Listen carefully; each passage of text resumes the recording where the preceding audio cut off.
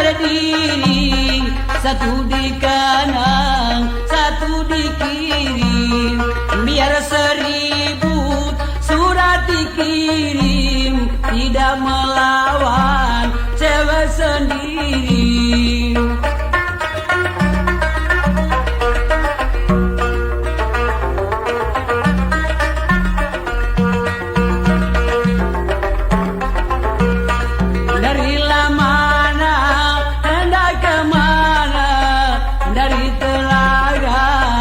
Kampung Tapang, janganlah marah, saya bertanya, si cewek itu siapa namanya?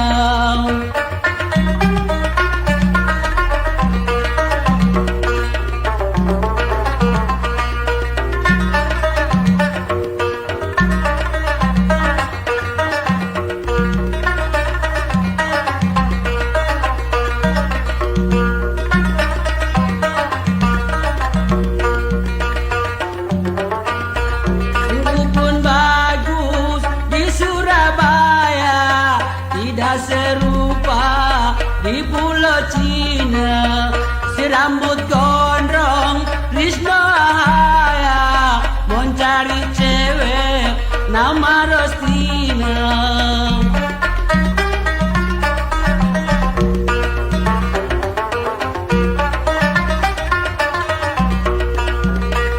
Di mana bulan, di mana bintang, di situ tempat si matahari. Di mana cewek tempatnya tinggal, di situ aku sehari-hari.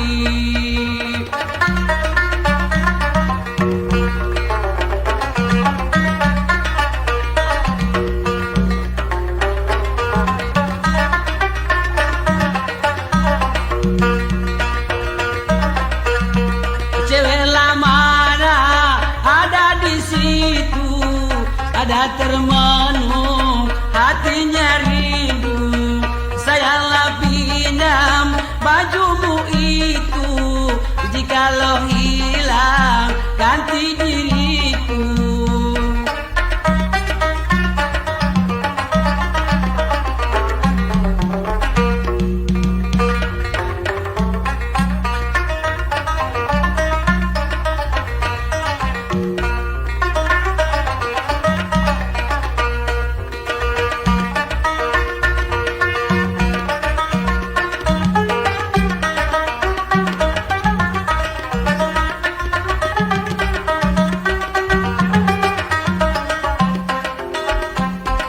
Kalau ada biduan pindah ke Sumolata, kalau ada tujuan jangan nak main mata.